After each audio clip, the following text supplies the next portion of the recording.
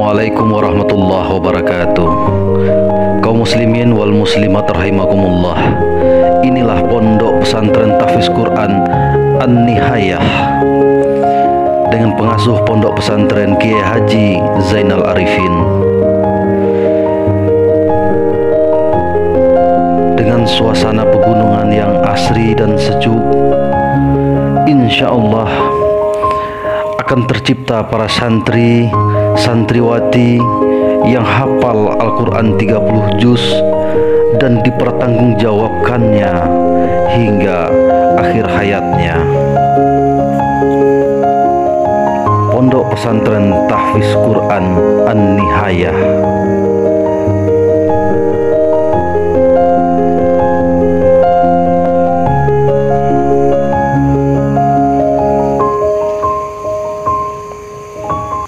Saat ini dengan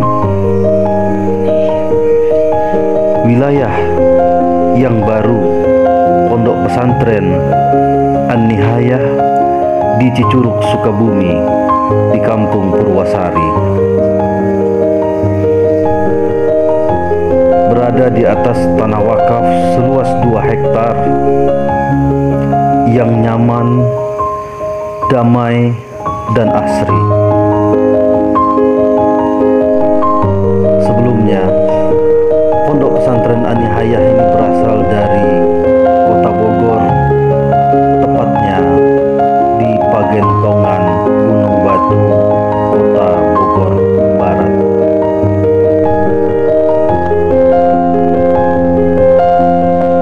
Kemudian hijrah ke Cicurug, Sukabumi, Kampung Purwasari. Semoga di tempat hijrah yang baru ini lahirlah para santriwati, para santri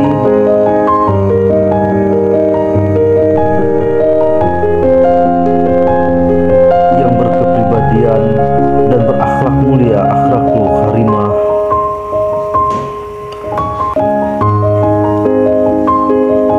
sebagai generasi kader baru pemimpin bangsa.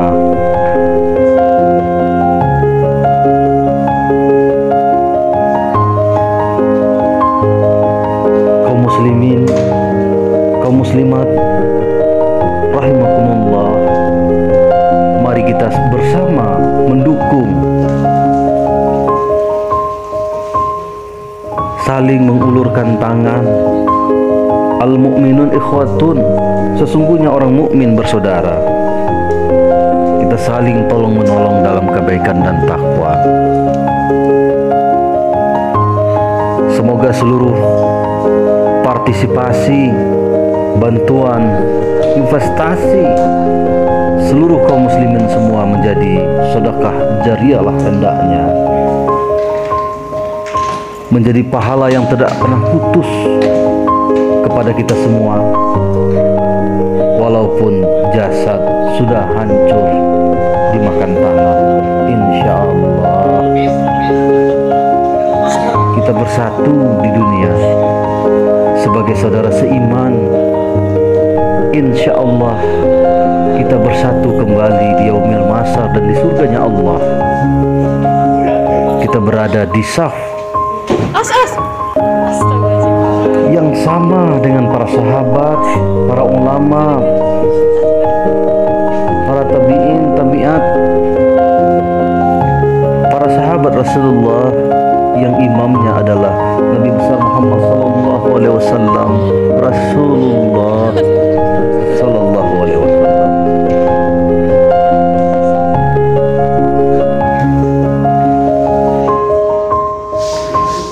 Demi waktu, sesungguhnya manusia berada dalam kerugian. Demi waktu, sesungguhnya manusia berada dalam kerugian, kecuali hamba Allah yang beriman yang mengerjakan amal soleh, yang bertakwa, yang selalu bersabar, yang selalu mengingatkan tentang kebaikan. Demi Allah, sesungguhnya Allah bersumpah demi waktu yang terus berlalu. Ingatlah saudaraku,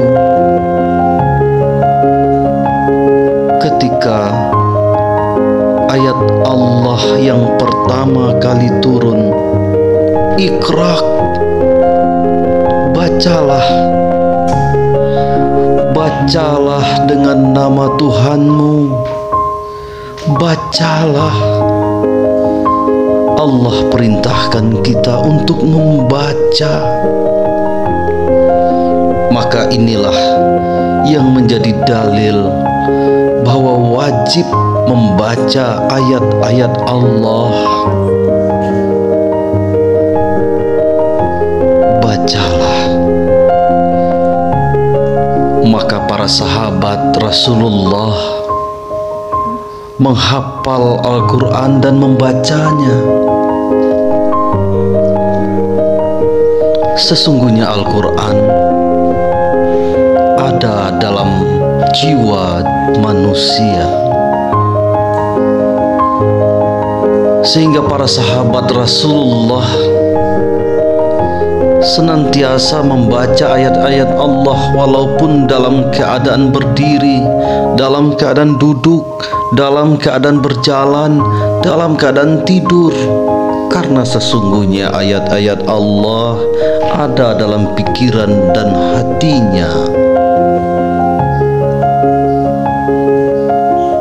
Saudaraku, sesuatu yang dituliskan secara tekstual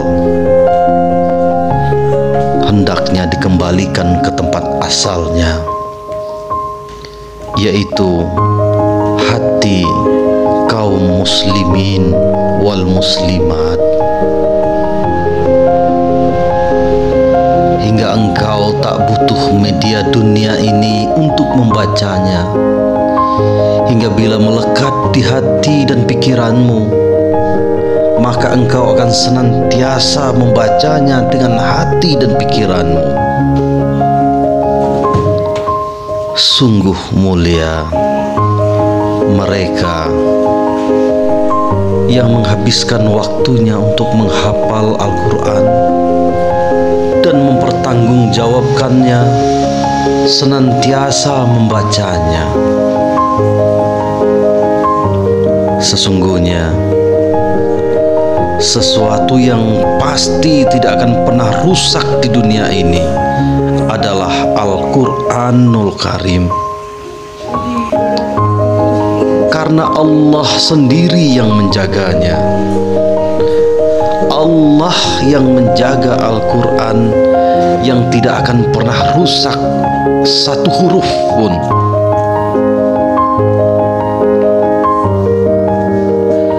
Segala sesuatu yang engkau usahakan di dunia ini pasti akan berubah, akan rusak, akan hilang.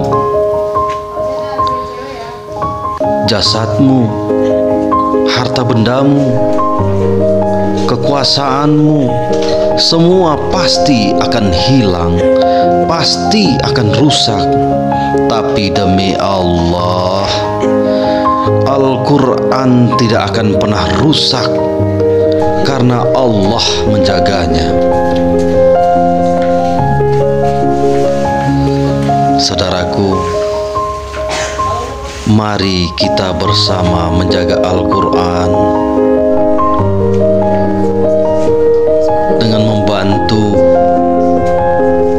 para saudara-saudara kita yang menghafal Al-Quran.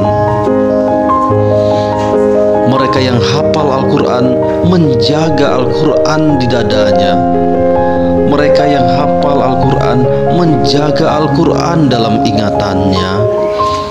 mereka yang hafal Al-Quran mempertanggungjawabkan ayat-ayat Allah dalam dirinya.